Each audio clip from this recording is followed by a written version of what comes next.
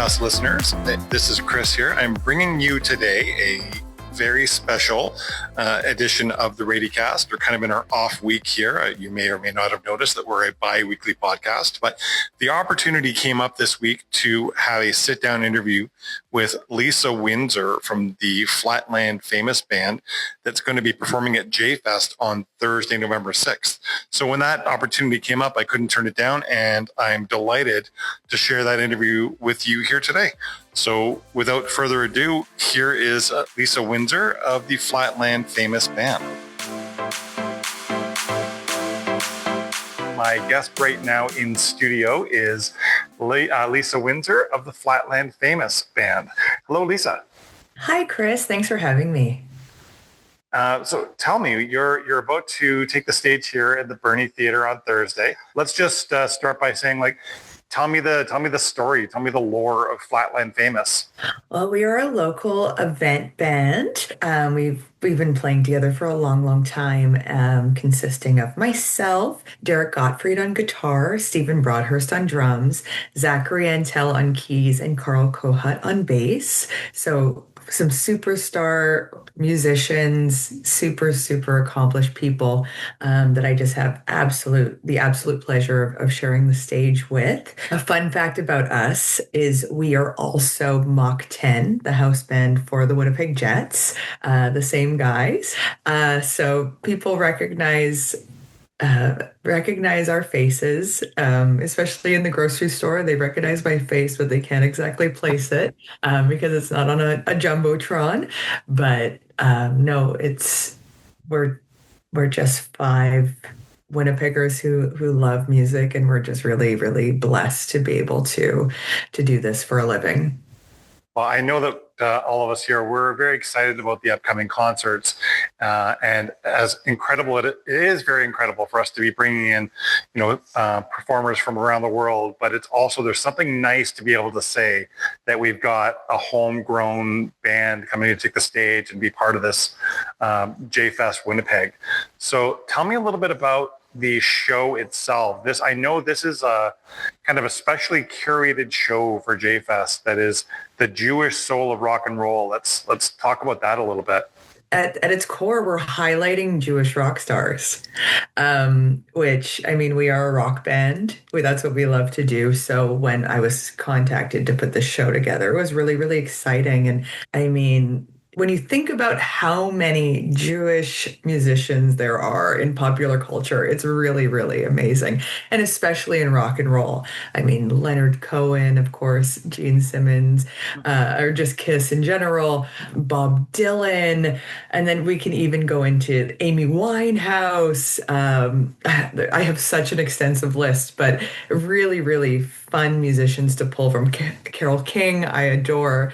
I consider her rock and roll for this show just because I'm selfish. Gotta have some Carole King, that's why. I love her music. No, but it's really, really wonderful.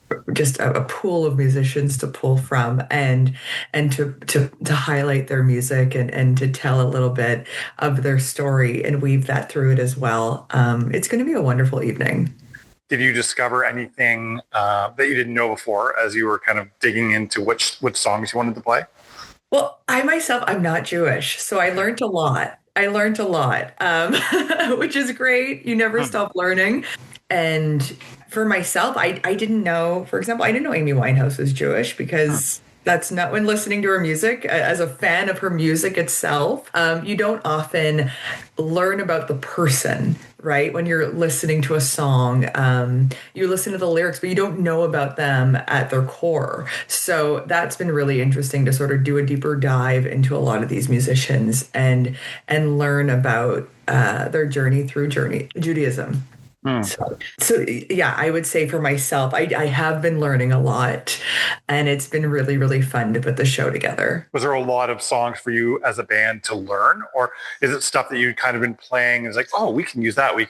Yeah, I think definitely there's the greatest hits, because again, we're putting together a show for for people to listen to and sort of bob their heads to. So you want to play songs they know, and you want to play, hits. So that's been beneficial in putting this show together as well, because it's going to be, you'll know the words to them. I mean, we're not reinventing the wheel here. We're just highlighting the greats who happen to be Jewish. So there's a few songs that we've sort of that weren't part of our normal repertoire, but it's. I don't want to give anything away, though. I don't want to spoil the surprise. Sure. So let me just ask you one or two more questions here. One is what bands do you listen to? Like, who inspires you? Who gets who gets the top of your playlist? I have a diverse background in music. So my father was born in England in 1949. So when he was a teenager, it was Beatlemania. And so he was the Stones and the Beatles, and he really grew up with sort of that core of music. And then I myself love the Motown legends and the big pop vocalists. Celine Dion is on the highest pedestal for me.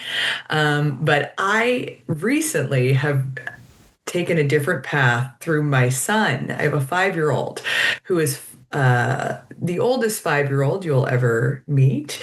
He is obsessed with 70s and 80s rock and roll, and Kiss is actually his favorite band. So when I told him he will be in the audience on Thursday, that we will be playing some Kiss songs, he actually wants to come see me play, which isn't often.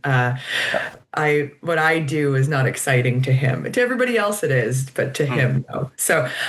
So we've been doing a deep dive into sort of classic rock as well, which has been really, really fun to see it and learn about it through my 5-year-old's eyes as well. Very cool. I have to highlight as well. Please. I talked about my bandmates, but we have Jeremy Cause on vocals with us as well on Thursday, and he is such a fabulous local performer, and everybody knows Jeremy. And he's such a strong singer, so it's going to be the two of us. So it's going to be a real concert. A real concert, yeah.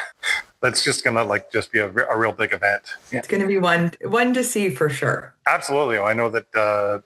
Everyone that I've talked to that's kind of heard about it is kind of getting excited about it. So that's great. I guess my final question is there anything else you'd like people to know about the show before they come see it? I think they need to know that it's not worth missing. You got to come. You got to come see it and listen to a great evening of rock and roll. It won't be too heavy. Don't worry. We're not doing any screaming, or it will be light rock and roll. We'll keep it sensible for the ears. And if anyone's worried that it's going to blow their ears out, don't worry about that. We will. So it really is a show for everyone, which is kind of it is. And that's the theme of the whole J Fest, which is like It is for everyone, which is kind of cool. I don't think I've got any other questions for you right now, so I thank you very much for your time. Thanks for joining us on the RadioCast, and we're looking forward to seeing you on Thursday. Me too. We will see you then. And hopefully all your listeners. Absolutely.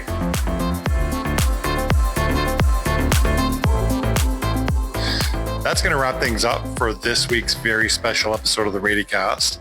I'd like to say thanks once again to my guest, Lisa Windsor of Flatland Famous. And you can catch their concert as part of J-Fest on Thursday, November 6th at the Rady at 7:30 p.m.